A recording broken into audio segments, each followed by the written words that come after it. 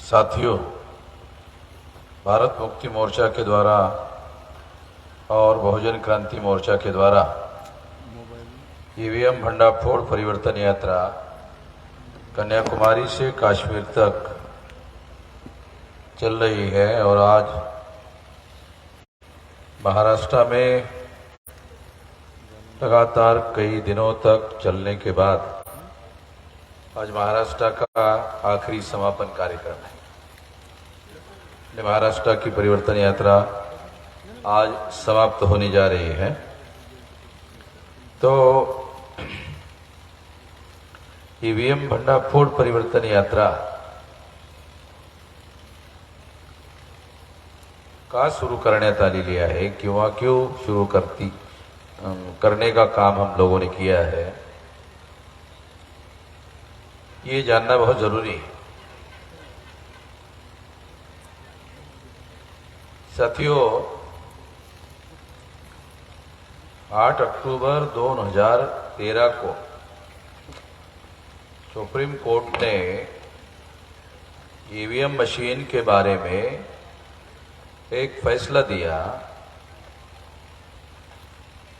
वो फैसला ये है कि ईवीएम मशीन के माध्यम से फ्री, फेयर एंड ट्रांसपेरेंट चुनाव नहीं हो सकता, ऐसा सुप्रीम कोर्ट ने निर्णय दिया।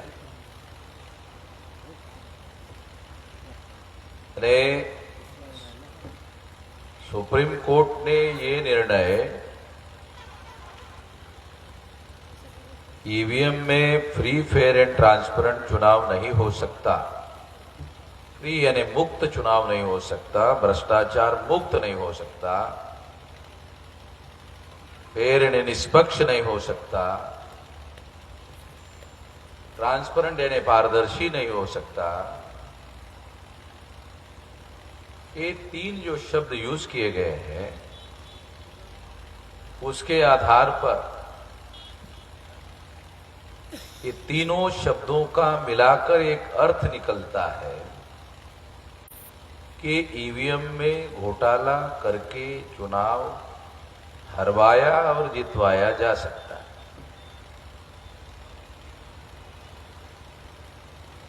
ये निर्णय भारत के सुप्रीम कोर्ट ने देने के पहले जर्मन के सुप्रीम कोर्ट ने ईवीएम मशीन के बारे में फैसला दिया कि ईवीएम मशीन अनकॉन्स्टिट्यूशनल है। यानी जर्मन के चुनाव में सुप्रीम कोर्ट जो जर्मन का है, उन्होंने बैन लगा दिया, सुप्रीम कोर्ट ने ही बैन लगा दिया। जब जर्मन के सुप्रीम कोर्ट ने बैन लगा दिया तो भारत के सुप्रीम कोर्ट ने उसके बाद में ये फैसला आया तो भारत के सुप्रीम कोर्ट ने कहा कि ईवीएम मशीन के द्वारा फ्री, फेयर एंड ट्रांसपेरेंट चुनाव नहीं हो सकता। इसका मतलब है ईवीएम के द्वारा घोटाला किया जा सकता है और घोटाले से जो चुनाव होता है वो कॉन्स्टिट्यूशनल नहीं माना जा सकता। भारत के सुप्रीम कोर्ट के द्वारा भी ईवीएम को भारत में बैन करने का ऐलान कर देना चाहिए था, मगर भारत के सुप्रीम कोर्ट के द्वारा ईवीएम को बैन करने के बजाय भारत के सुप्रीम कोर्ट ने कहा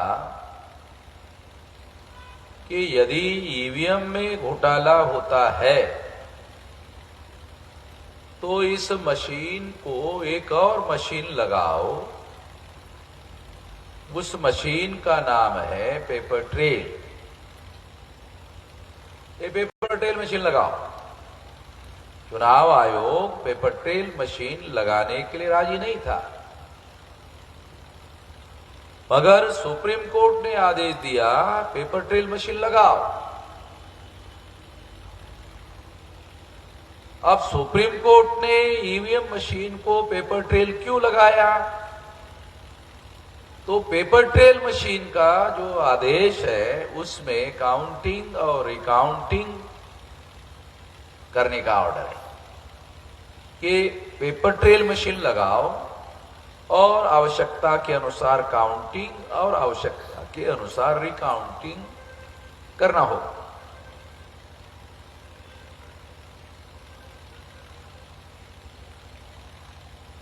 अब हम लोगों को ये समझना होगा कि इस चुनाव में ईवीएम मशीन के साथ साथ अब पेपर ट्रेल मशीन लग गई है। 2 मशीन हो गई है, एक नहीं 2 हो गई। दूसरी महत्वपूर्ण बात मैं आप लोगों को बताना चाहता हूं कि जब सुप्रीम कोर्ट ने ये कहा कि ईवीएम मशीन में फ्री फेयर एंड ट्रांसपेरेंट चुनाव नहीं हो सकता, फ्री यानी मुक्त नहीं हो सकता, भ्रष्टाचार मुक्त नहीं हो सकता, निष्पक्ष नहीं हो सकता, ट्रांसपेरेंट यानी पारदर्शी नहीं हो सकता, इसका तीनों शब्दों का मिलाकर अर्थ निकलता है घोटाला होता है। तो ऐसा सुप्रीम कोर्ट ने निर्णय देने के बाद कुछ लोग ऐसा कहते हैं, अभी भी कुछ लोग ऐसा कहते हैं नहीं ईवीएम में कोई गड़बड़ी नहीं होती है, ईवीएम में कोई गड़बड़ी नहीं होती है, कोई घोटाला नहीं होता है। ऐसा मानने वाले सभी लोग गधे की औलाद है।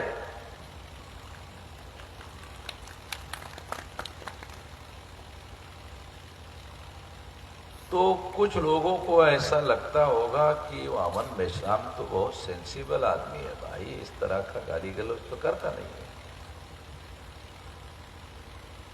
तो क्यों कर रहा है, ऐसा लगता होगा। तो मैं आपको बात थोड़ा समझाना चाहता हूं। मान लो एक गधा जा रहा है, एक गधा जा रहा है, तो आप क्या कहोगे? गधा जा रहा है, यही कहोगे ना, गधे को गधा ही कहोगे ना कि गधा जा रहा है। आप कैसे सयाना जा रहा है ऐसा कहोगे? ऐसा तो नहीं कह सकते ना, गधा जा रहा है। अगर आपने गधे को गधा नहीं कहा और गधे का सयाना जा रहा है, तो तीसरा आदमी क्या बोलेगा? वो गधा गधा नहीं है, ये जो है ना, ये आदमी गधे को सयाना बोल रहा है, ये अव्वल दर्जे का गधा है, तो गधे को गधा ही कहना पड़ता है। अगर गधे को गधा नहीं कहोगे तो फिर समस्या पैदा होती है। ये मैं समझाना चाहता हूं कि मैं कोई भी बात बगैर सोचे समझे नहीं बोलता हूं, मेरी आदत नहीं बगैर सोचे समझे कोई बात बोलने की। दूसरी बात मैं आप लोगों को बताना चाहता हूं, समझाना चाहता हूं कि जो लोग सुप्रीम कोर्ट में तो डॉक्टर सुब्रमण्यम स्वामी, जीवीएल नरसिंह राव ने डॉक्यूमेंट्री एविडेंस दिए घोटाले के। वो डॉक्यूमेंट्री एविडेंस छानबीन करने के बाद सुप्रीम कोर्ट ने फैसला दिया ईवीएम में घोटाला होता है। सुप्रीम कोर्ट भारत के संविधान के अनुसार कॉन्स्टिट्यूशनल कोर्ट है, संवैधानिक न्यायालय है, इसके ऊपर कोई न्यायालय नहीं है, सबसे बड़ी अदालत है। उन्होंने यह फैसला दिया। और दूसरी महत्वपूर्ण बात, as per the provision of the constitution, Supreme Court का दिया हुआ फैसला कानून का दर्जा है, उसको कानून का दर्जा दिया गया है। इसका मतलब ये घोटाला होता है, ये कानून है। इसलिए सुप्रीम कोर्ट ने इस घोटाले को रोकने के लिए पेपर ट्रेल मशीन लगाया। जब पेपर ट्रेल मशीन घोटाला रोकने के लिए लगाया तो ये पेपर ट्रेल मशीन किस तरीके से रोकने का काम करती है, ये थोड़ा मुझे आप लोगों को समझाना होगा। क्योंकि मैं भाषण करने के बजाय मेरी कोशिश रहती है कि आप लोगों को समझाया जाए। मैं तो समझ चुका हूं, मेरे अकेले के समझने का मामला नहीं है, आप लोगों के समझने का मामला है। इसलिए मैं ये बात थोड़ा आप लोगों को बताना चाहता हूं। ईवीएम मशीन आने के पहले बैलेट पेपर हुआ करता था। बैलेट पेपर कैसे काम करता था, ईवीएम कैसे काम करता था, पेपर ट्रेल कैसे काम करता है, ये तीनों बातें आपको समझाना होगा तो आपके समझ में आएगा। तो सबसे पहले बैलेट पेपर होता था जब आप वोट डालने के लिए बूथ पर जाते थे। चुनाव आयोग के कर्मचारी आपको बैलेट पेपर देते थे। देने के बाद आप देखते थे कि कौन कौन कैंडिडेट के नाम है। आप कैंडिडेट के नाम देखते थे, फिर उस कैंडिडेट का चुनाव निशान क्या है वो देखते थे। गधा, घोड़ा, सुअर, कुत्ता। आप लोग जानते हो ऐसे चुनाव निशान नहीं होते, मैं भी जानता। फिर मैं ये बता क्यों रहा हूं, समझाने के लिए बता रहा हूं। सवाल समझने का है तो एग्जाम्पल देना पड़ेगा। एग्जाम्पल देते वक्त क्योंकि ये टेक्निकल मशीन है तो थोड़ा आप लोगों के दिमाग पर टेंशन नहीं आना चाहिए, इसलिए थोड़ा थोड़ा मनोरंजन भी आप लोगों का करना पड़ता है। मेरी समस्या है थोड़ा टेंशन रिलीज करने के लिए, टेंशन नहीं होना चाहिए। तो आप क्या करते हो, एक गधा, घोड़ा, सुअर, कुत्ता एक चुनाव निशान है, एग्जाम्पल में है। तो आप सोचते किसको वोट दे, किसको वोट दे, किसको, चलो इस बार कुत्ते को वोट दे दिया जाए। ऐसा सोचकर बैलेट पेपर में आप क्या करते थे, वो स्टैंप जो है ना वो उठाते। अरे शाही नहीं है, तो फिर आप क्या करते थे, हाँ लग गया है, शाही लग गया है। और फिर शाही जो है वो कुत्ते के ऊपर ऐसा, हाँ हाँ लग गया है बराबर, इस कुत्ते को मैं वोट देना चाहता था, बराबर लग गया है। ऐसा आप दोनों आंखों से देखते थे। ये आंखों से देखने का संदर्भ है, आगे बताया आपको पता चलेगा कि आंखों से देखने पर मैं जोर क्यों दे रहा हूं। आप आंखों से देख लेते थे। अगर जिसकी आंखें कमजोर है तो चश्मा लगा के दे, हाँ बराबर लग गया। फिर आप क्या करते थे, हाँ अब ये फोल्ड, अरे बड़ा हो गया, थोड़ा छोटा करना हो, फिर ऐसा, फिर और ऐसा करते, फिर और ऐसा करते, और फिर बैलेट बॉक्स में डालने के बाद आप निश्चिंत होकर घर में जाते थे कि मैंने जिस कुत्ते को वोट दिया है मेरा वोट उस कुत्ते के नाम पर जमा हो गया है। निश्चिंत होकर, बिल्कुल कंफ्यूजन के बगैर आप घर में जाते थे कि बराबर कुत्ते के नाम पर मेरा जमा हो गया है। ऐसा बैलेट पेपर के दौरान होता था। हो गया, अभी बैलेट पेपर आपको समझाया। अब ईवीएम आ गया 2004, तो आपने बटन दबाया। तो ईवीएम पारदर्शी नहीं है ऐसा सुप्रीम कोर्ट का कहना है। पारदर्शी का मतलब है आपने बटन दबाया, कमल का फूल, पंजा, हाथी, साइकिल दबाया, जो भी आपकी इच्छा दबाया, कहीं दिखाई नहीं दिया क्योंकि ये मशीन पारदर्शी नहीं है, दिखाई नहीं दिया। 2004 में, 2009 में दिखाई नहीं दिया, आपने दबाया, दिखाई नहीं दिया आंखों से। तो आपको तो देखने की आदत है ना, बराबर लगा कि नहीं, देखने की आदत है ना, तो आप देखो कहां गया भाई मेरा वोट, कहां गया है? तो वो चुनाव आयोग का कर्मचारी आता और उसको कहता हो गया। अच्छा हो गया? हो गया, जा इधर, जैसे भगा रहा है, हो गया, जा इधर, उधर चला जाता। जब जाता तो जैसे बैलेट पेपर के दौरान निश्चिंत होकर जाता था, अब क्या होता? अनिश्चित होकर, पता नहीं साला मेरा वोट जमा हुआ है कि नहीं हुआ है, कि किसके नाम पर गया है या किसके नाम पर जमा, अनिश्चित होकर जाता घर में। ठीक है, ऐसा ईवीएम मशीन के दौरान होता। अब ये ईवीएम मशीन का आपको बताया। फिर क्या हुआ?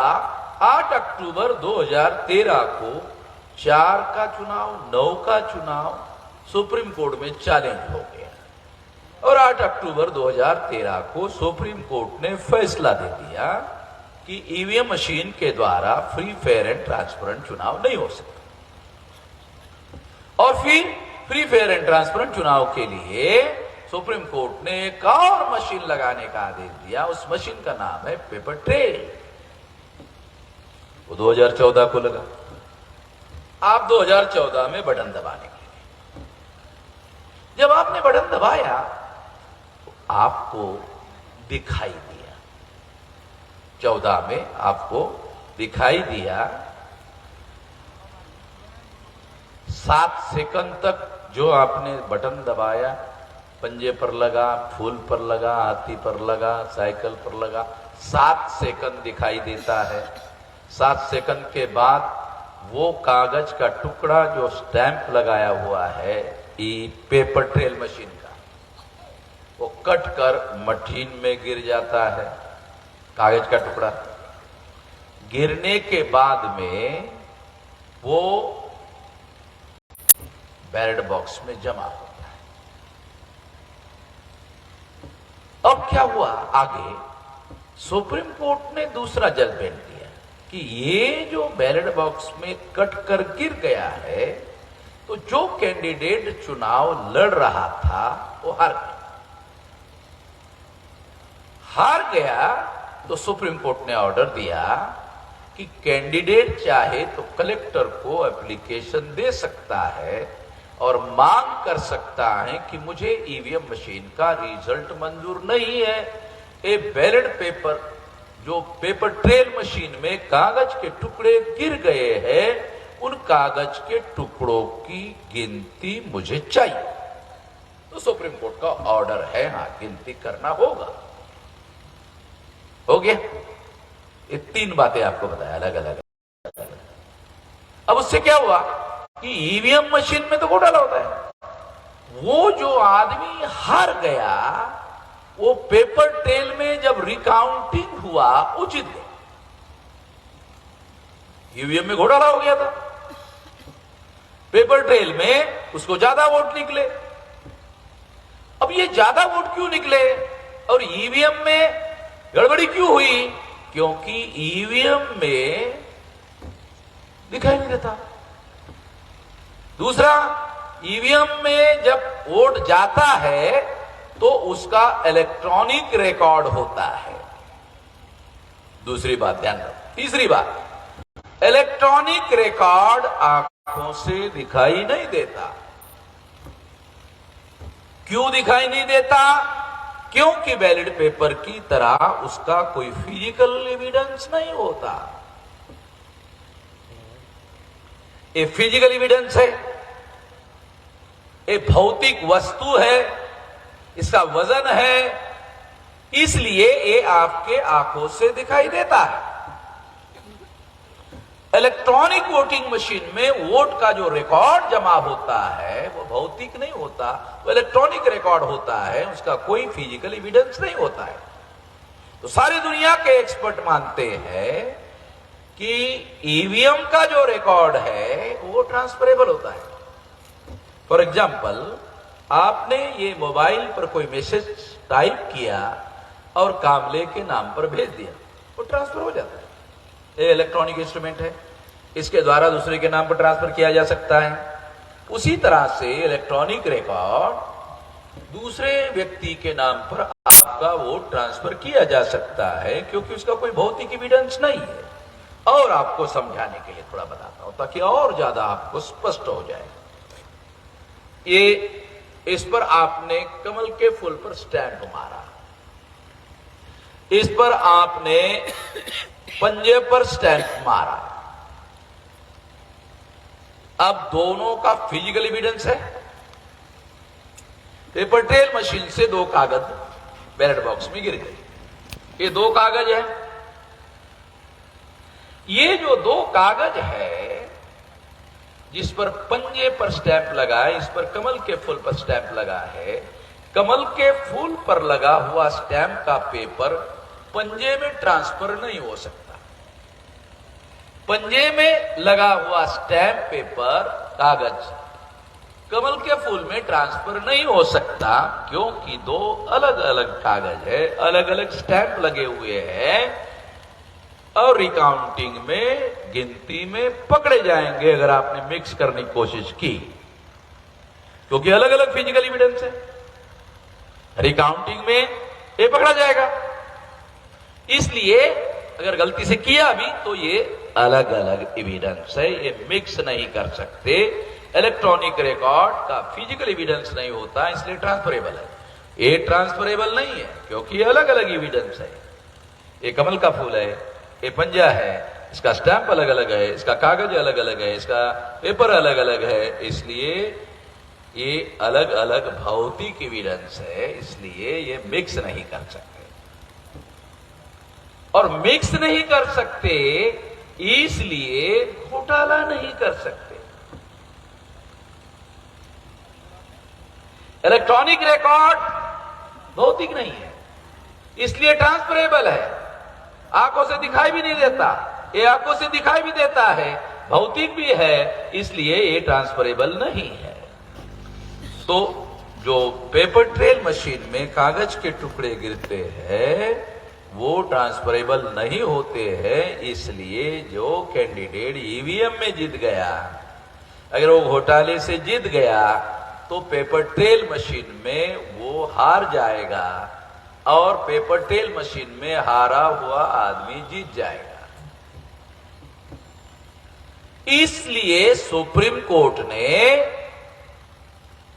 जर्मन के सुप्रीम कोर्ट ने बैने लगा दिया, हटाओ इसको, बैलेट पेपर लगा। भारत के सुप्रीम कोर्ट ने क्या किया? भारत के सुप्रीम कोर्ट ने पेपर ट्रेल मशीन ही लगाया, मगर paper trail machine as good as ballot paper. Ballot paper, paper trail कागज रहता है, वो लगाया। अब वो लगाने के बाद क्या हुआ? 2014 का चुनाव हुआ। चुनाव आयोग ने 2014 के चुनाव में पेपर ट्रेल मशीन नहीं लगाया। सुप्रीम कोर्ट का ऑर्डर होने के बावजूद भी नहीं लगाया, और यदि लगाया तो 0.33% लगाया। 0.33 का मतलब समझते हो? आधा % से भी कम लगाया। एक बात। दूसरा, इसका हमारे पास में ये एविडेंस है, ये काल्पनिक नहीं बोल रहा हूं, ये इतने सारे एविडेंस है, डॉक्यूमेंट्री, काल्पनिक नहीं कह रहा हूं। फिर वो कहां लगाया? नागालैंड, मिजोरम में लगाया। यहां बैठे हुए बहुत सारे लोगों को तो साला नागालैंड, मिजोरम कोई है यही पता नहीं। कुछ बच्चे भूगोल पढ़ते ना, भूगोल, ज्योग्राफी, उन लोगों को कभी कभी देखने को मास्टर ठीक है, अकलवान है तो बता देता ये नागालैंड है। तो इस तरीके से चुनाव आयोग ने वहां लगाया। भारत के किसी भी प्लेन एरिया में पेपर ट्रेल मशीन लगाए ही नहीं। इसलिए भारत के नागरिकों को मालूम ही नहीं हुआ कि 8 अक्टूबर 2013 को सुप्रीम कोर्ट ने ईवीएम में घोटाला होता है, ये उनको जानकारी ही नहीं हुई। दूसरी फंडामेंटल बात, 8 अक्टूबर 2013 को सुप्रीम कोर्ट ने ईवीएम मशीन में घोटाला होता है इतना बड़ा लैंडमार्क जजमेंट दिया, मगर भारत के एक भी अखबार ने और टीवी ने एक खबर छापी ही नहीं। सारे देश भर लोग कहते हैं भारत में नहीं दुनिया में मीडिया बहुत ताकतवर होता है, मैं भी मानता हूं बहुत ताकतवर होता है, फिर भी कहता हूं कि भारत का मीडिया देशद्रोही मीडिया है। तो उससे जो बनता है कर ले, मेरा वामन मेश्राम का जो बनता है कर ले, मैं देख लेता हूं। जब मैंने ऐसे नागपुर में कहा तो लोकमत वाले ने छापा, वामन मेश्राम देशद्रोही बोल रहा, थोड़ा बहुत छापना पड़ेगा। मैं सज्जनता से बोलता नहीं था तो छापते ही नहीं, देशद्रोही कहा तो थोड़ा छापा। होशियारी क्या किया, ये सुप्रीम कोर्ट का नाम ही नहीं लिखा, खबर छापा। पढ़ने के बाद पढ़ने वालों को क्या लगता है, अरे वामन मेश्राम कह रहा ईवीएम में घोटाला होता है। वामन मेश्राम कौन है? वामन मेश्राम कोई संवैधानिक व्यक्ति है, कोई संवैधानिक शक्ति है जो उसकी बात मान ले? यानी आधी खबर छापा। आधी खबर बहुत खतरनाक होती है, आधी खबर छापा। मैं इस सारे देश भर में अभियान चला रहा हूं, ये सुप्रीम कोर्ट के जजमेंट के आधार पर चला रहा हूं। ये सुप्रीम कोर्ट ने ये निर्णय दिया, मैंने नहीं दिया, सुप्रीम कोर्ट कह रहा है घोटाला होता है। ये खबर ही लोकमत वाले ने नहीं छापी, और उसको ऐसा छापना चाहिए था कि वामन मेश्राम जो कह रहे हैं वो सुप्रीम कोर्ट के जजमेंट का हवाला देकर ऐसा कह रहे हैं। एक सेकंड, मैं भी पत्रकार हूं भाई, मुझे भी मालूम है कैसे लिखना है, मगर इस तरह से उन्होंने नहीं लिखा। वो जानते हैं ऐसा लिखने से बहुत बवाल हो जाएगा, तो नहीं लिखा। उस समय भी नहीं लिखा, आज भी नहीं लिखा। उस समय भी खबर नहीं छापी। सुप्रीम कोर्ट के जजमेंट को इन लोगों ने ब्लैकआउट किया। हैरान करने वाली बात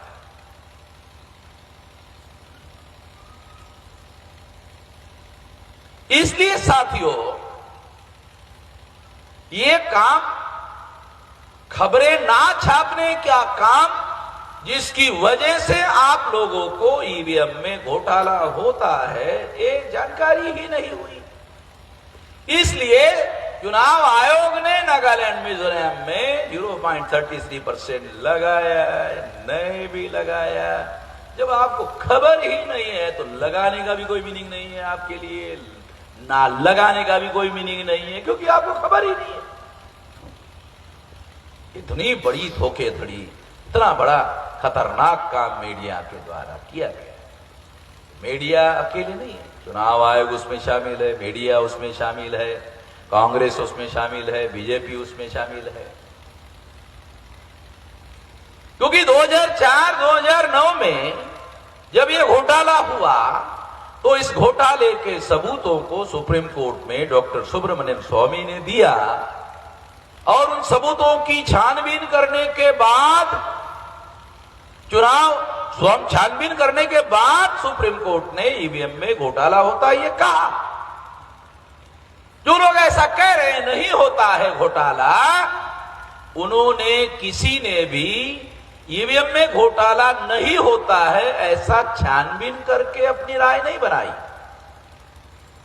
जो भी ऐसा लोग कहते हैं नहीं होता नहीं, उनको पूछो। जैसे सुप्रीम कोर्ट ने छानबीन करके कहा, वैसे तुमने ईवीएम को छानबीन करके कह रहे हो क्या नहीं होता है कि नहीं? तो फिर कैसे कह रहे? भाऊ ने कहा, भाऊ को नहीं। तो आदमी को ग्रेजुएट होने के लिए 14 साल, पहली क्लास से 14 साल पढ़ना पड़ता है तो ग्रेजुएट होता है। और भाऊ कौन है? 14 साल साला दंड बैठक पहला है, पहली क्लास में भी नहीं गया और वो पहलवानी में ग्रेजुएट हो गया। तो वो उसको कहते हैं भाव। भाव क्यों बोलता है? भाव नहीं बोला, झापड़ लगे ना, उसके बाद तो झापड़ मारने का ही। ये तो ऊपर का मजला तो है नहीं, क्या भाव नहीं कहा। तो उसको पूछो भाव ने छानबीन किया क्या? तूने नहीं किया तो भाव ने किया। भाव को कौन पूछ सकता है? भाव को पूछेंगे तो झापड़ नहीं लगाएगा। हमने भाव को नहीं पूछा।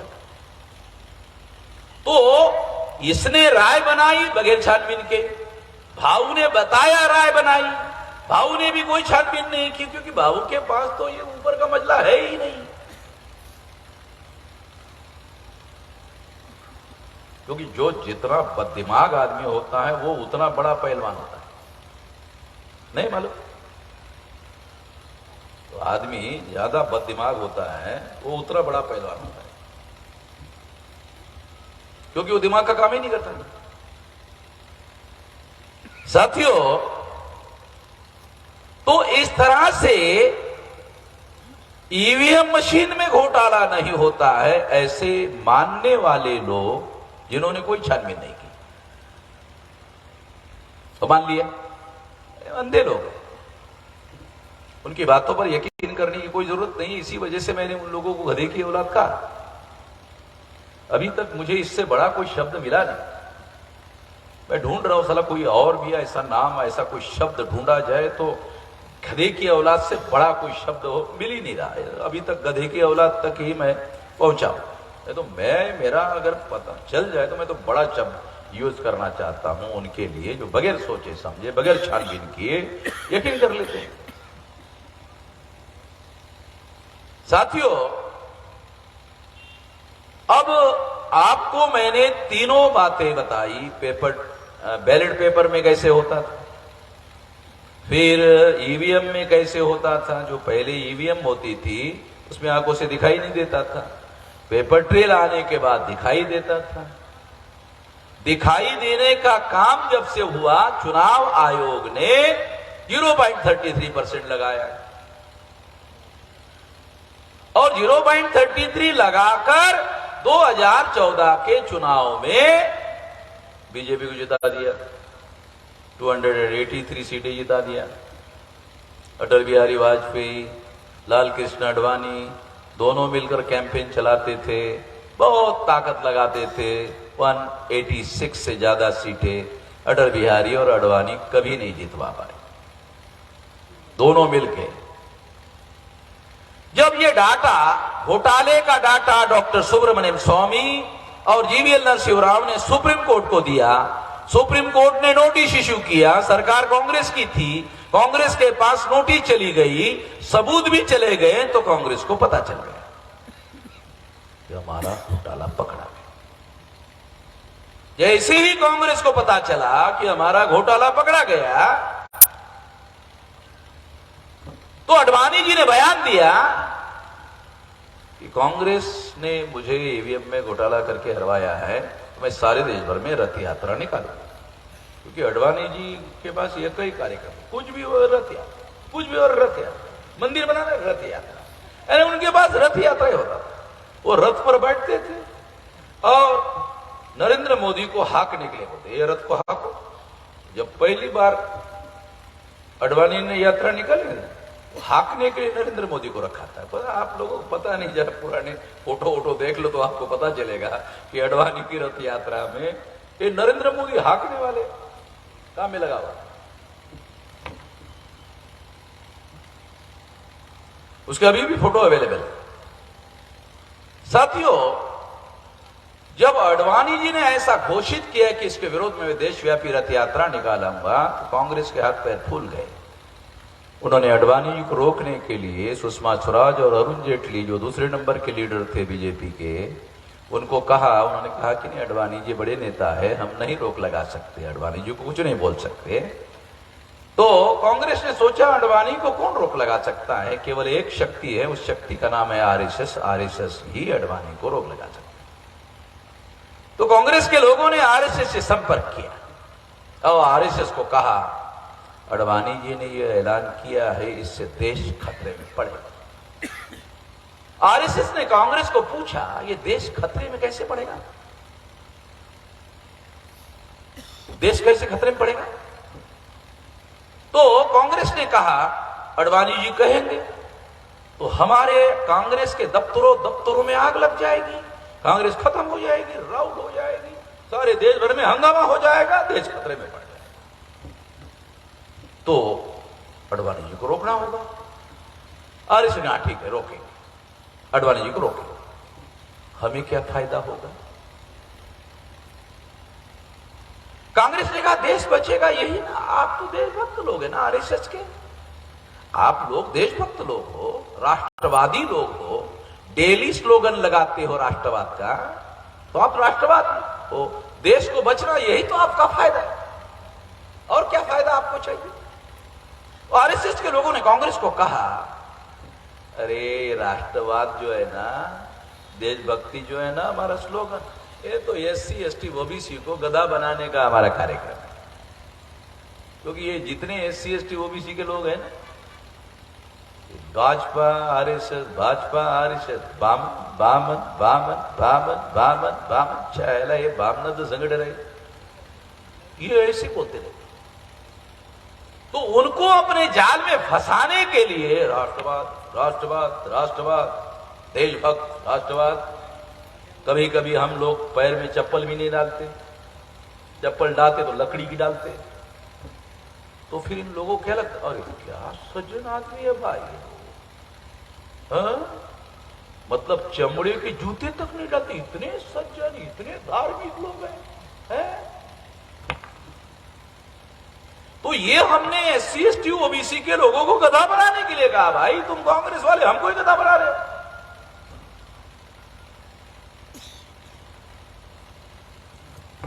हमें फायदा क्या होगा वो बोलो, अडवाणी जी को रोकेंगे? तो कांग्रेस ने कहा ठीक है, ऐसा है 2014 का चुनाव, तुम सरकार हमारी है, एक बार तुम सरकार बना लो। चुनाव कमिश्नर हमने बनाया है, सारी मशीनरी चुनाव कमीशन के नियंत्रण में होती है, आपको फायदा पहुंचा देंगे, सरकार बना देंगे। आरएसएस ने कहा आपने 2 बार घोटाला करके सरकार बनाई, आप हमको एक ही बार घोटाला करके सरकार बनाने की बात कह रहे हो, ये बात बराबरी की नहीं। कांग्रेस ने आरएसएस को कहा आप लोग भी 2 बार घोटाला करना चाहते हैं? अरे हम कांग्रेसी लोग 2 नंबरी लोग हैं, सारे देश के लोग कहते हैं कि कांग्रेस 2 नंबरी, तुम भी आरएसएस वाले भी, वो छोड़ो, 2 नंबरी 3 नंबरी छोड़ो, बराबरी होनी चाहिए। तुमने 2 बार घोटाला करके सरकार बनाई, हमको भी 2 बार घोटाला करके सरकार बनाने का मौका मिलना चाहिए। कांग्रेस ओके ठीक है,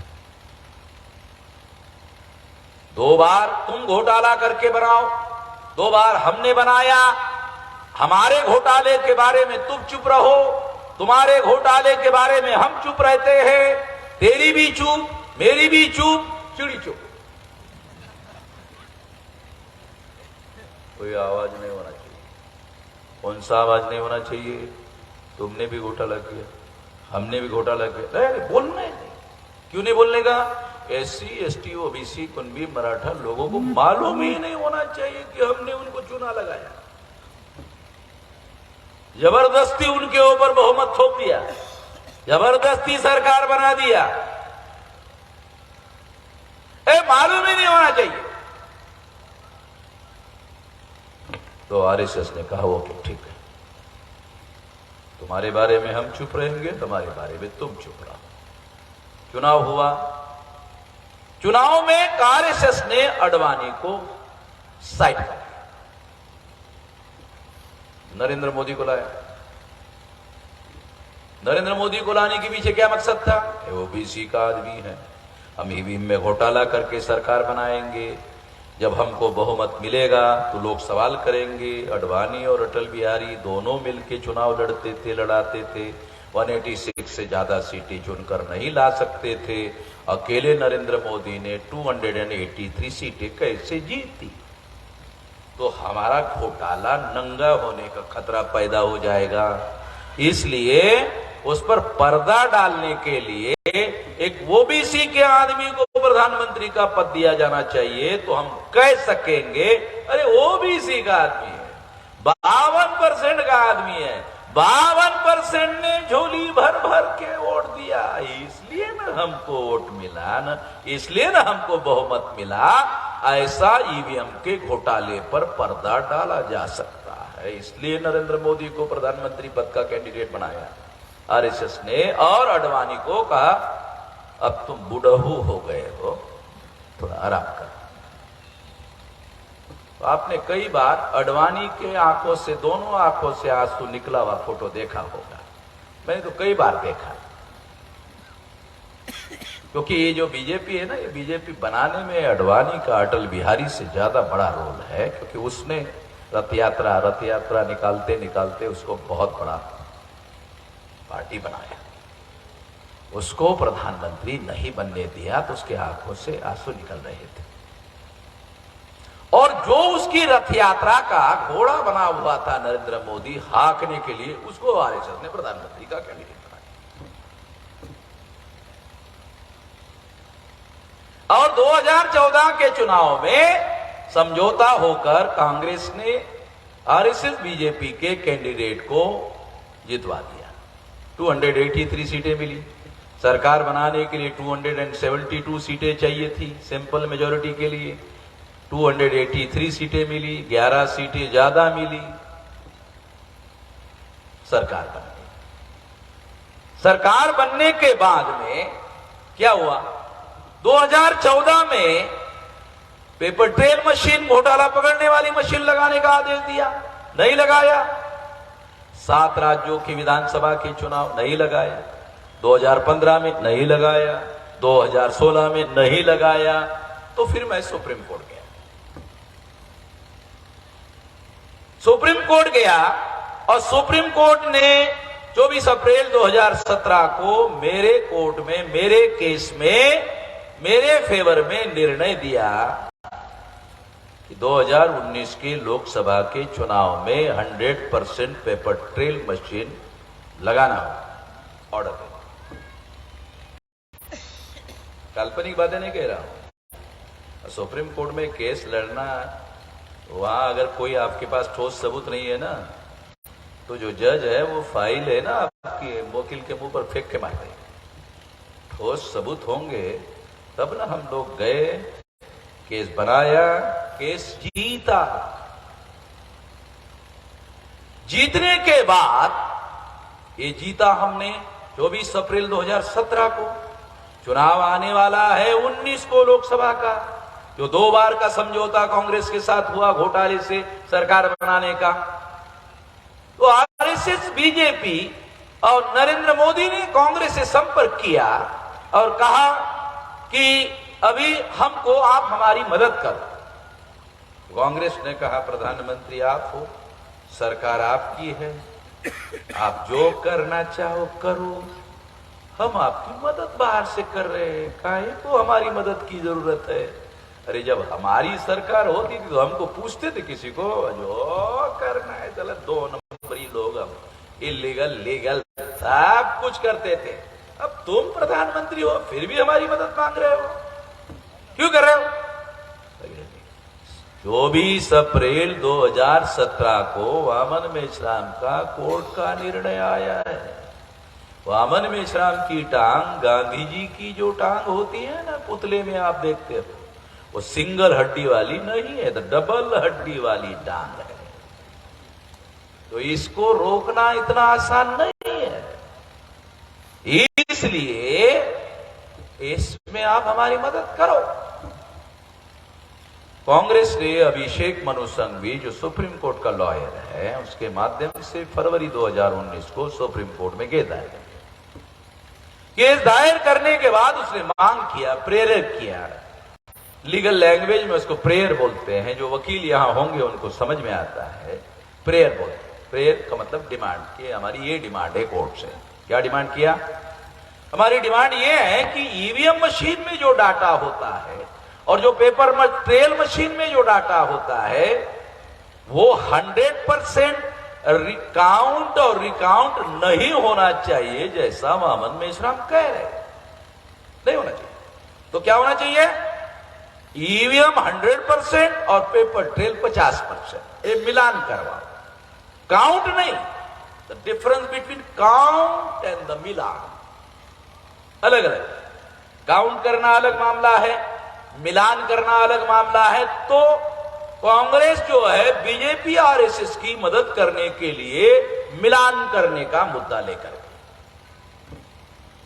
अब मिलान करने का मुद्दा लेकर जाने के बाद पहले तो सबसे पहले यह ध्यान रखना होगा कि जब एक मुद्दे पर, संवैधानिक मुद्दे पर जब सुप्रीम कोर्ट ने फैसला दे दिया, तो दोबारा उस केस में सुप्रीम कोर्ट में आप जा नहीं सकते। अगर गए तो सुप्रीम कोर्ट एंटरटेन नहीं कर सकता, मगर सुप्रीम कोर्ट ने एंटरटेन किया।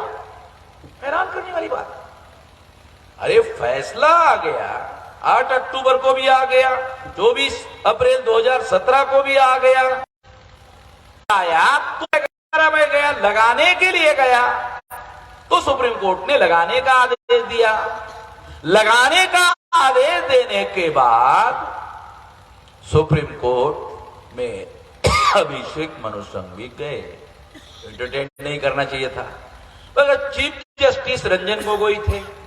रंजन गोगोई पर एक औरत ने आरोप लगाया, उसने विनय भंग किया। अब चीफ जस्टिस आ गया परेशान।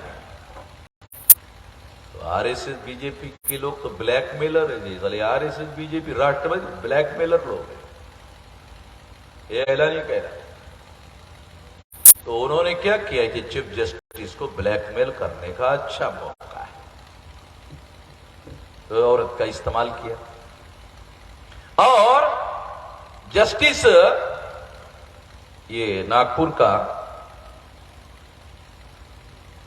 इसका नाम है बोबड़े, जस्टिस बोबड़े, जिसका दादा आरएसएस के वकील विंग का संस्थापक अध्यक्ष था, उसका पोता उस तारीख को 2nd नंबर का जज था, जो बाद में चीफ जस्टिस हो गया। उसकी अध्यक्षता में 7 जज का बेंच बैठा। 7 जज के बेंच ने फैसला दिया कि जस्टिस गोगोई निर्दोष है। तब जाकर वो वकील फैसला देने लायक हो गया। फिर उस जज ने, 7 जज के बेंच ने जस्टिस पटनायक के नेतृत्व में उस औरत की जांच करने का आदेश दिया। जस्टिस पटनायक ने उस औरत को भी निर्दोष छोड़ दिया। बड़ा हैरान करने वाला मामला है। आरोप करने वाला भी निर्दोष, आरोपी भी निर्दोष। यदि जस्टिस गोगोई निर्दोष है तो इसका मतलब उस औरत ने झूठा आरोप लगाया, और अगर औरत ने झूठा आरोप लगाया तो जस्टिस पटनायक को उस औरत को दंड या सजा देना चाहिए था। उसको निर्दोष क्यों छोड़ा? अगर दोनों को निर्दोष छोड़ा और खबर आ गई तो मुझे समझ में आ गया, जब मैंने देखा, सुना, पढ़ा तो मुझे समझ में आया। क्या समझ में आया? पर्दे के पीछे खिचड़ी पक गई, पर्दे के पीछे खिचड़ी पक गई है। और 8 अप्रैल 2019 को सुप्रीम कोर्ट का फैसला आया कि 50% मिलान नहीं होगा, 1% होगा। अब ये 1% का जो जजमेंट है, इसने चमत्कार क्या किया? जो 100% रिकाउंटिंग का जजमेंट है उसे नीचे दबाया और 1% का ऊपर आया।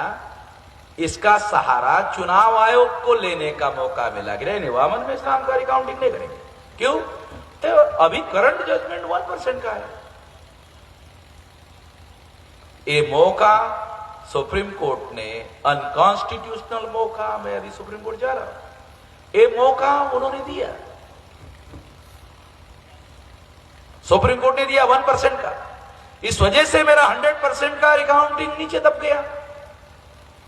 मगर 1% से भी इतना घोटाला हुआ कि 24 सितंबर 2019 को चुनाव आयोग ने 100% पेपर ट्रेल मशीन का डाटा डिस्ट्रॉय कर दिया। डिस्ट्रॉय कर दिया इसका मतलब है घोटाला पकड़ने वाले जो एविडेंस है वो सारे के सारे एविडेंस समाप्त कर दिया और समाप्त करके इस तरह से क्रिमिनल ऑफेंस किया, मगर एक काम उन्होंने किया, ये लिख कर दे दिया, डिस्ट्रॉय कर दिया, तारीख के साथ दिया। उन्होंने ये भी लिख कर दिया, आप लोग और सुनकर हैरान हो जाओगे, ये लिख कर दिया, क्या लिख कर दिया? लिख कर दिया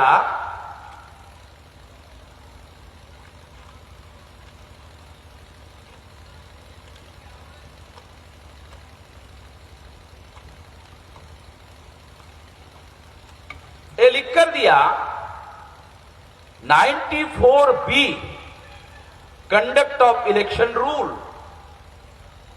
94B के अनुसार ये जो पेपर ट्रेल मशीन की स्लिप है 12 महीने सुरक्षित करना होगा। रूल इलेक्शन कंडक्ट 94B, ये डाटा 12 महीने सुरक्षित करना होगा। चुनाव आयोग ने 4 महीने में ही डिस्ट्रॉय कर दिया, 24 सितंबर 2019 को। क्यों किया? चुनाव आयोग को इस बात का डर था कि कई बावन मेश्राम सुप्रीम कोर्ट ना जाए और वो डाटे वाली मशीन को सील करने का आदेश ना दे और रिकाउंटिंग का जो उसका ऑर्डर है उसके अनुसार दोबारा रिकाउंटिंग का मामला ना खड़ा कर दे, इसलिए उसके पहले ही उन्होंने उसको खत्म कर दिया। उसका पीछे मकसद ये था कि वो डॉक्यूमेंट्री एविडेंस था घोटाले का 2019 के चुनाव का पेपर ट्रेल, अगर वो डाटा पकड़ा गया तो चुनाव कमिश्नरों पर देशद्रोह का मुकदमा चल सकता है, उनको फांसी की सजा हो सकती है। कितना खतरनाक काम है, रजिस्टर कर। साथियों, इन्हें हमारे देश में कितना भयंकर मामला चल रहा है और मीडिया एक लाइन की खबर नहीं छाप रहा है, क्योंकि ईवीएम मशीन का फायदा या तो बीजेपी को होता है तो कांग्रेस को होता है, कांग्रेस जाती है तो बीजेपी आती है, बीजेपी जाती है तो कांग्रेस आती है।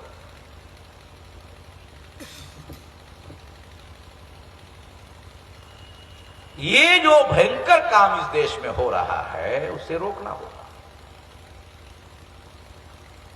अगर ये हम रोकते नहीं तो हमारा जो वोट का अधिकार है वो तो खत्म हो गया। पहले हम एमएलए एमपी चुनते थे, इसलिए उसको लोक प्रतिनिधि बोलते थे, इसलिए लोकतंत्र बोलते थे, क्योंकि लोग चुनते थे। अब ईवीएम मशीन चुन रही है, इसलिए अब ये लोकतंत्र नहीं, ये ईवीएम तंत्र हो गया। अब ये लोकशाही नहीं, अब ये ईवीएम शाही हो गई।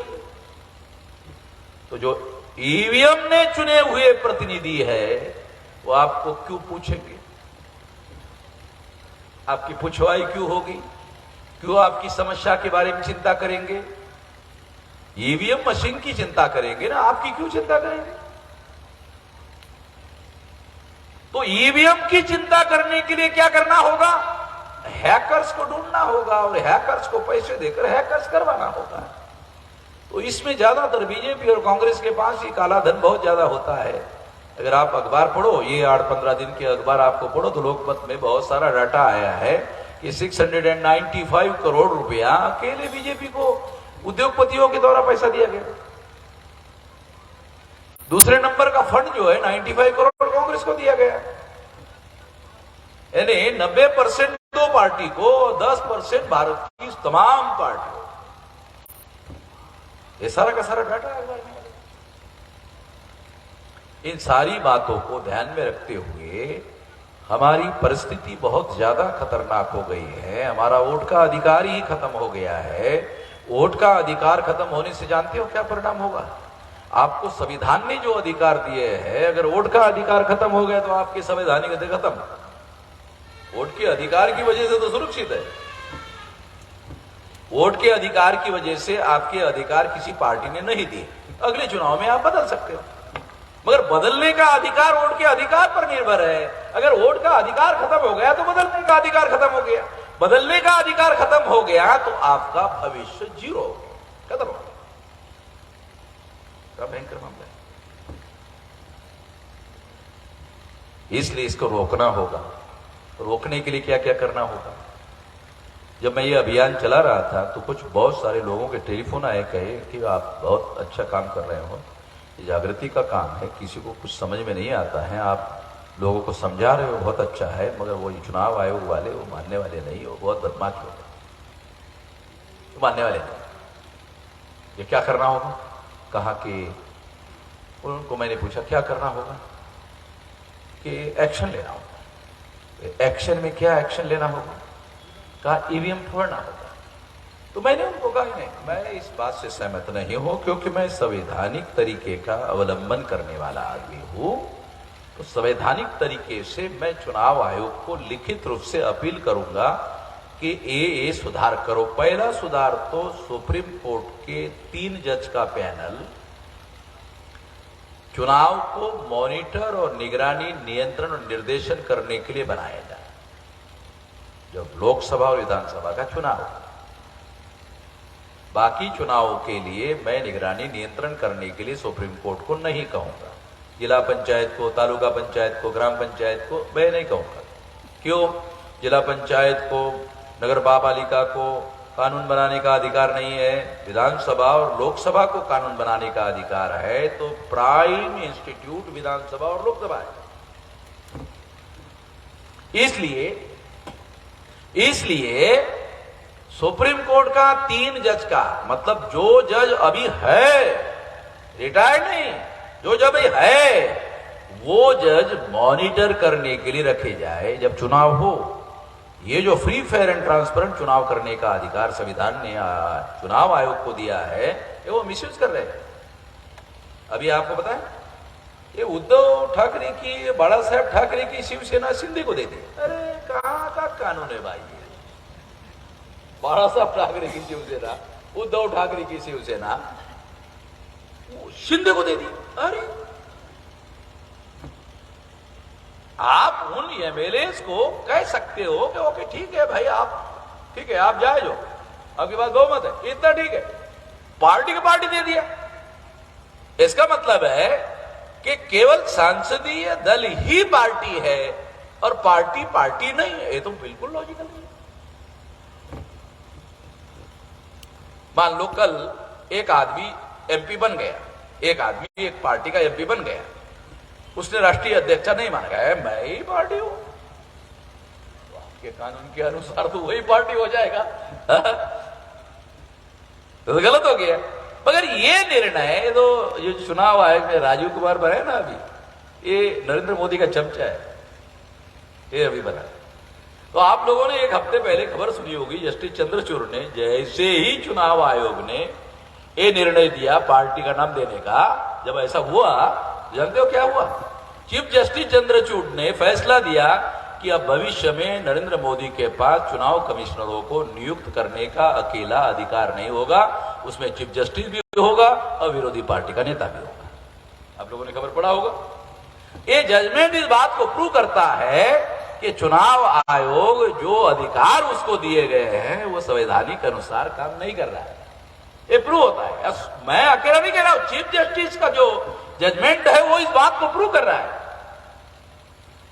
तो इसलिए मिनट टू मिनट मॉनिटर करके ये चुनाव करवाया जाए। आमतौर पर होता क्या है कि गलतियां हो जाती है, अपराध हो जाता है, फिर उसके बाद सुप्रीम कोर्ट कहता है कि ये गलत हो गया।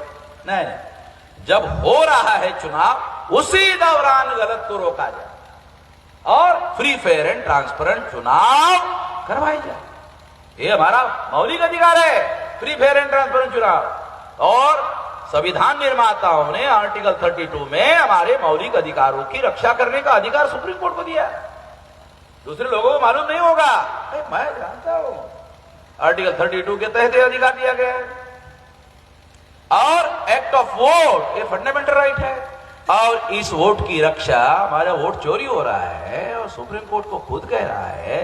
तो सुप्रीम कोर्ट ने जो आदेश दिया पेपर टेल लगाने का, मशीन लगाने का आदेश नहीं दिया, काउंटिंग एंड रिकाउंटिंग का दिया। काउंट भी नहीं कर रहे, रिकाउंट भी नहीं कर रहे, मिलान करने का नया फैसला ले आए। और मिलान करने का फैसला ले आए तो क्या हुआ, मिलान करने का भी क्या हुआ मालूम है? सवेरे 8 बजे काउंटिंग हुआ, 9 बजे आप बीजेपी आ गए, 10 बजे 12 बजे बीजेपी आ गए, 1 बजे बीजेपी आ गए, 2 बजे बीजेपी आ गए, 3 बजे बीजेपी आ गए, गठबंधन आ गए बीजेपी का, 4 बजे भी बीजेपी आ गए। 4 बजे शाम को राहुल गांधी नेशनल प्रेसिडेंट कांग्रेस 2019 में टीवी पर आ गए और टीवी पर आकर राहुल गांधी ने बयान दिया 340 सीटों पर बीजेपी आगे चल रही थी, 303 सीटों पर बीजेपी, 37 सीटों पर बीजेपी गठबंधन की पार्टियां। तो राहुल गांधी ने क्या बयान दिया? मोदी जी चुनाव जीत गए हैं, मोदी जी को दोबारा प्रधानमंत्री बनने के लिए वेल विशेष है। अभी एक भी सीट बीजेपी ने जीती नहीं है, केवल रुझान है। तो राहुल गांधी ने स्वीकार कर लिया, जीत गए।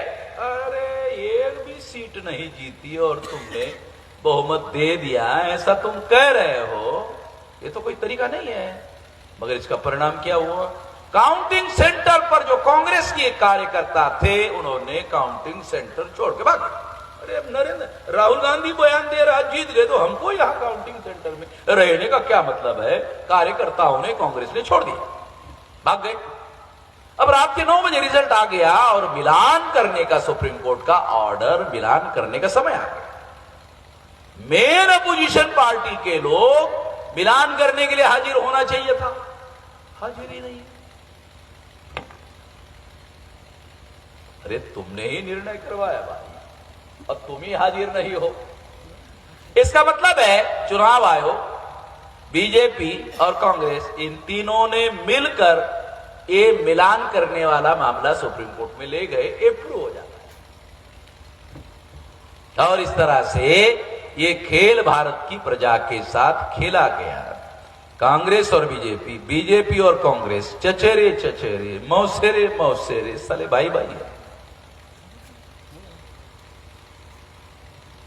और हमको क्या बोलते हैं कांग्रेस वाले? बीजेपी से तो हमारी कट्टर दुश्मनी है। बीजेपी वाले क्या? कांग्रेस के साथ तो हमारी बहुत, अरे नेहरू के खानदान से हमारी दुश्मनी है। मगर पार्लियामेंट के सेंट्रल हॉल में क्या होता है मालूम? जब पार्लियामेंट ब्रेक होता है दोपहर में, तो पार्लियामेंट के कैंटीन में खाना खाने के लिए जाते हैं। अगर आप जाके देखना चाहते हो देख लेना। तो उधर के साइड में बीजेपी वाला एमपी बैठे, इधर के साइड में एमपी वाला बोलता आज चिकन खाने का साला मन हो रहा है। बीजेपी वाला बोलता मैं तो बीजेपी में हूं मगर मैं शाकाहारी नहीं, मगर मेरी चिकन खाने की इच्छा नहीं, जरा मटन खाने की इच्छा हो रही। तो वो दोनों कांग्रेस और बीजेपी, बीजेपी और कांग्रेस, तो पार्लियामेंट के सेंट्रल हॉल के पास जो कैंटीन है वहां साले बैठ के हड्डियां तोड़ तोड़ के खाते हैं। तोड़ हमको बोलते कि नहीं नहीं हमारी तो बड़ी दुश्मनी है, और हम लोग जो SC ST OBC के लोग इस लड़ाई को सही लड़ाई मान लेते हैं, और कांग्रेस जो है बीजेपी के विरोध में लड़ती है, इसलिए उसको ठप्पा मारते रहते हैं। अरे तुम्हारे पिछवाड़े पे ठप्पा पड़ता रहे। बाबा साहब अंबेडकर ने कहा जलता हुआ घर है, तुम जलते हुए घर में साले घुसते रहते हो, घुसते रहते हो। तो इस तरह से ये सारा का सारा घोटाला जो है हो रहा है। 2019 के चुनाव का एक मुद्दा बताकर मैं समाप्त करता हूं। आप सुन के आपका दिमाग पक गया होगा और दुखी हो रहे होंगे। हर बार जितना कह रहा हूं साला दुखी दुखी दुखी दुखी। अब खत्म कर देता हूं, क्योंकि मुझे बोलते बोलते भी सारी तकलीफ होती है। जो खुशी की कोई बात है इसमें, तो मुझे भी बोलते बोलते तकलीफ होती है।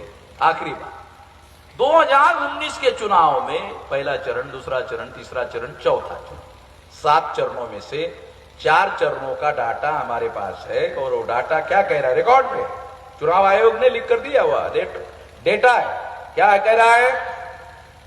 373 सीटों पर लोगों ने जितने वोट डाले किसी भी सीट पर मिलान नहीं हुआ।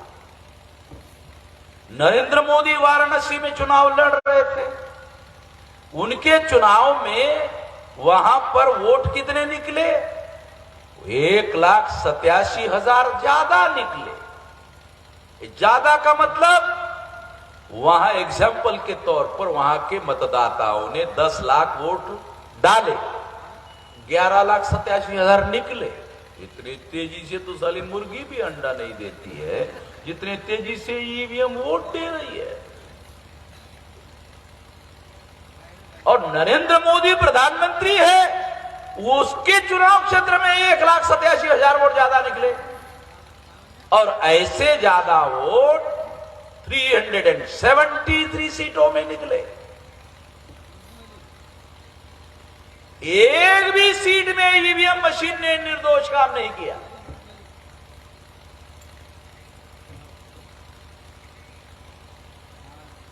बाद में चुनाव आयोग ने वो डाटा ही डालना बंद कर दिया, क्योंकि चुनाव आयोग को मालूम हुआ कि ये गड़बड़ी 543 सीटों में, इतनी घोटाला।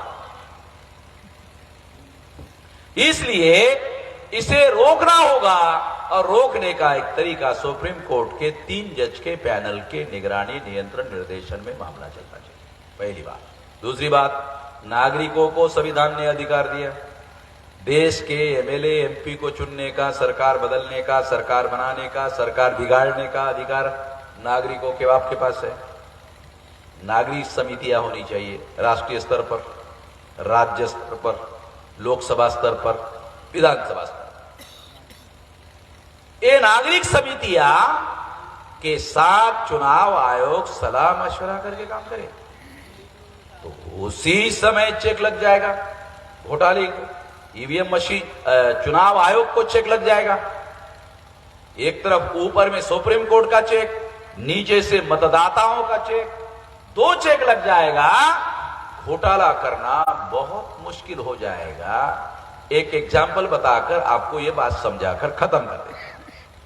चुनाव आयोग के पास ईवीएम मशीन बनाने का अधिकार है, तो चुनाव आयोग ईवीएम मशीन बनाने वाली कंपनी को ऑर्डर देती है। तो कंपनी को ऑर्डर देते हो क्या कहती है? हमें घोटाला करने वाली मशीन चाहिए, हमें घोटाला करने वाली मशीन चाहिए। कंपनी वाले क्या कहते? पैसा ज्यादा लगेगा, पैसा ज्यादा लगेगा। तो चुनाव आयोग के लोग बोलते हैं लगने दो, हमारे बाप की जेब से थोड़ी जा रहा है। कंपनी वाले कहते हैं कि हमारे पास एक और विकल्प है। क्या? मशीन सस्ती आपको दे सकते हैं। क्या करना होगा? आपको ईमानदार मशीन की डिमांड करनी होगी। हम ईमानदार मशीन बना देते हैं, सस्ती बना देते हैं। ईमानदार सस्ती कैसे बनेगी? उसमें बहुत ज्यादा गड़बड़ी करनी नहीं पड़ती। घोटाला करना है सर, उसमें बहुत इधर उधर ये वो दुनिया भरी की टेक्नोलॉजी सारी लगानी पड़ेगी, तो पैसा ज्यादा लगेगा। तो ईमानदार मशीन आपको देते नहीं, ईमानदार नहीं चाहिए, घोटाला करने वाली ही चाहिए। तो चुनाव आयोग के पास अधिकार है मशीन का ऑर्डर देने का। अगर सुप्रीम कोर्ट के 3 जज का पैनल होगा तो कंसेंट लेना होगा ऑर्डर के पहले। ये फीचर्स होने चाहिए ईवीएम मशीन में। जब 3 जज का कंसेंट होगा तो चुनाव आयोग घोटाला करने वाली मशीन का ऑर्डर नहीं दे पाएगा, और ये जो नागरिक समिति के लोग हैं उनका भी कंसेंट होगा, परफेक्ट मशीन बनाई जा सकती है। यदि ऐसा चुनाव आयोग बनाने के लिए तैयार है तो हम लोग अभी ईवीएम मशीन हटाने के लिए, मांग करने के लिए राजी नहीं है। आपको अक्टूबर महीने तक, नवंबर दिसंबर तक देंगे।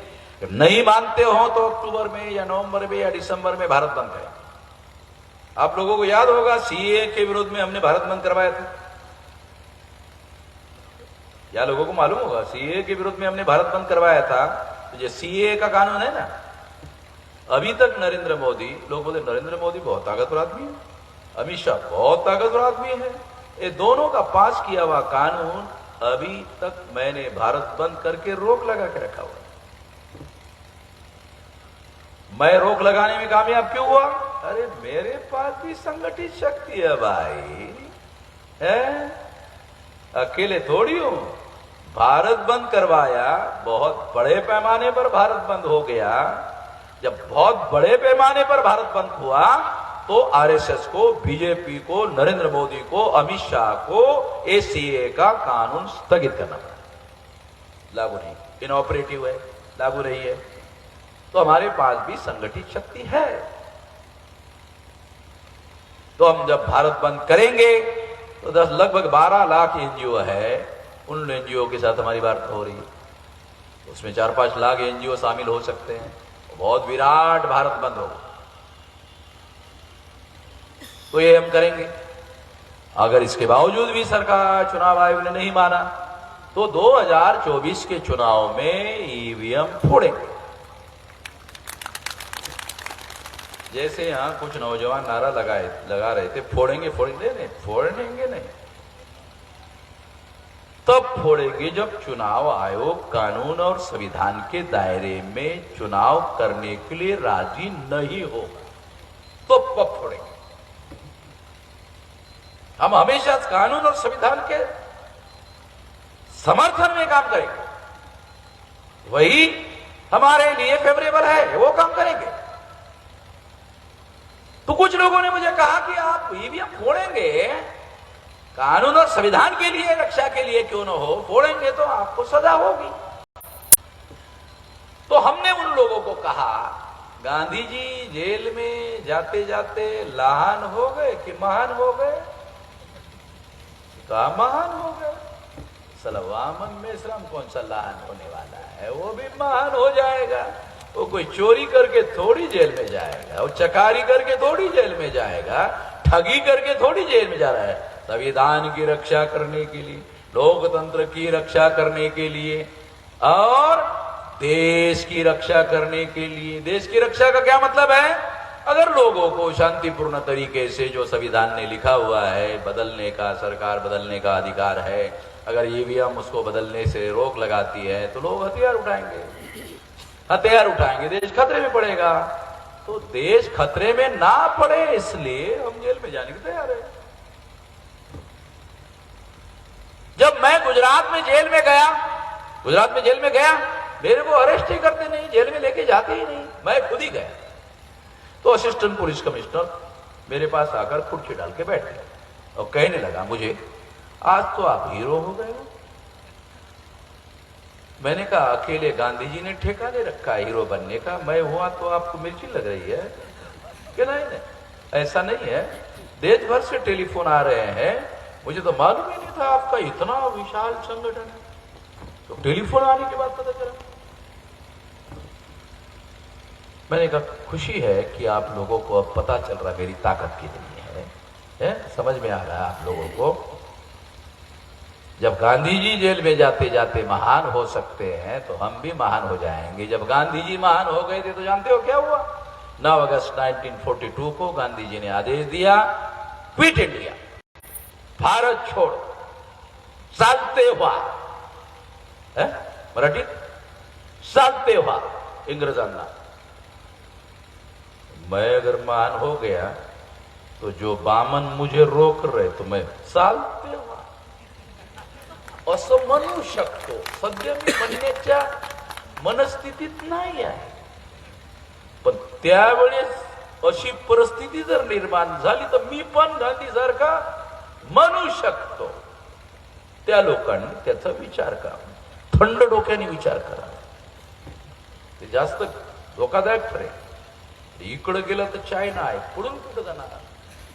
चायना येऊच देत नाही, पाकिस्तान येऊच देत नाही, नेपाळ मध्ये काही खायलाच नाही। तेच भारतातून गहू तांदूळ मागवतात, ते डोंगर आहे। तेव्हा इस बात को ध्यान में रखते हुए हम लोग ऐसा आने वाले समय में करने वाले हैं। आप लोग साथ सहयोग करोगे और इसके लिए कल से 10, 20, 25, 50, 100, 200 लोगों की मीटिंगें लेना शुरू करो। और 15 लाख बूथ रहने वाले हैं, तो एक बूथ पर 15 लाख शेड्यूल कास्ट के, 15 लाख शेड्यूल ट्राइब के, 15 लाख एमबीसी के, 15 लाख ओबीसी के, 15 लाख माइनॉरिटी के, 15 लाख महिलाओं के। एक नौजवान ने कहा कि हमको क्यों छोड़ा, तेरे को भी शामिल कर लेते हैं। नौजवानों को, विद्यार्थियों के 15 लाख। तो इस तरह से हम लोगों को ईवीएम मशीन जाकर के तोड़ना है। कैसे तोड़ना है? आपको 18 साल हो गए, आपको वोट का अधिकार है, किसी की ताकत नहीं आपको अंदर जाने से रोके। आप वोट डालने के लिए गए, वोट डाला, डालने का भी काम करने का, डालने के बाद मशीन उठाने का, दोनों हाथ पटक देने। तो ये सेंसिटिव मशीन होती है, टूट जाएगी, काम करना बंद कर देगी। अब जब 15 लाख बूथ पर ऐसे होगा, चुनाव स्थगित हो जाएगा। तो चुनाव स्थगित होते ही इशू नेशनल और इंटरनेशनल हो जाएगा, और फिर बैलेट लाओ कहने की जरूरत ही नहीं रहेगी। झक मार के समझते हैं, झक मार के, और ठीक है बैलेट पेपर ला ले आओ, हमें क्या। मैं बैलेट पेपर की मांग नहीं कर रहा हूं, मैं तो मशीन चलाने की बात कर रहा हूं। ईमानदार मशीन ला, नहीं ला रहे हो, इस वजह से ये संकट खड़ा हो रहा है। तो ये करना होगा। और जेल में जाना देश रक्षा के लिए, ये देशभक्ति का काम है, इसमें किसी को कोई दिक्कत नहीं होती है। हमारे एक आदमी ने ईवीएम फोड़ा नगर में, मैंने अरे अकेले क्यों तोड़ा भाई, क्यों तोड़ा? कहा कि मेरे रहा ही नहीं, आपका भाषण सुना और रहा ही नहीं। आपने कहा दिसंबर तक, नहीं मेरे से रहा नहीं है, मैं इधर ही तोड़ दिया। मैंने कहा फिर क्या हो गया, फायर हो गया, फिर क्या हुआ, पुलिस वाले ले गए। कहा फिर क्या हुआ, जमानत हो गई। फिर क्या हुआ, केस चला। फिर क्या हुआ, जज साहब को मैंने कहा, क्या कहा, ये वामन मेश्राम ने मुझे बताया। अरे मैंने कहा मेरा नाम क्यों लिया? आपने ही तो बताया था कि ये सुप्रीम कोर्ट का जजमेंट है। मैंने कहा तेरे पास था क्या? हाँ मेरे पास कॉपी थी कि ये सुप्रीम कोर्ट ने कहा पेपर टेल एक घोटाला होता है। अच्छा, जज ने पूछा लाओ मेरे पास कॉपी लाओ, तो जज साहब को कॉपी दे दिया। जज साहब ने देखा, देखते ही कहा जाओ, निर्दोष छुट के बाहर आ गए। एक आदमी के साथ अगर ये कुछ नहीं कर सकते, अरे 15 लाख लोगों के साथ करने वाले हैं कर्नल गद्दाफी है? उसके घर में 10, 20 हजार, 50 हजार, 1 लाख लोग घुस गए, उसकी हत्या कर दिया। एक आदमी ने एक आदमी की हत्या कर दिया तो 302 का आर्टिकल लग जाता है, मर्डर का केस लग जाता है। मगर 1 लाख लोग अगर किसी नेता को, डिक्टेटर को मार दे तो अखबार में खबर आती है, क्या खबर आती? हत्या नहीं हुई, रिवोल्यूशन हो गया। हत्या नहीं, रिवोल्यूशन हो गया। और रिवोल्यूशन में एफआईआर होता है क्या है? ये रिवोल्यूशन पर हम एफआईआर कर, ऐसा कभी होता है दुनिया में? तो ये ध्यान रखना जरूरी है। ये जो देश रक्षा के लिए, संविधान रक्षा के लिए जो लोग लड़ते हैं, वो लड़ाई हम लोग बहुत सोच समझ कर रहे हैं, ऐसे हवा में तीर मारने का काम नहीं कर रहे हैं। और पहले जो काम मैं करूंगा उसके बाद ही आपको बताऊंगा, ऐसे ही करने के लिए नहीं कहता हूं। तो आपने मेरी बात ध्यान से सुनी, इसके लिए आभार, धन्यवाद।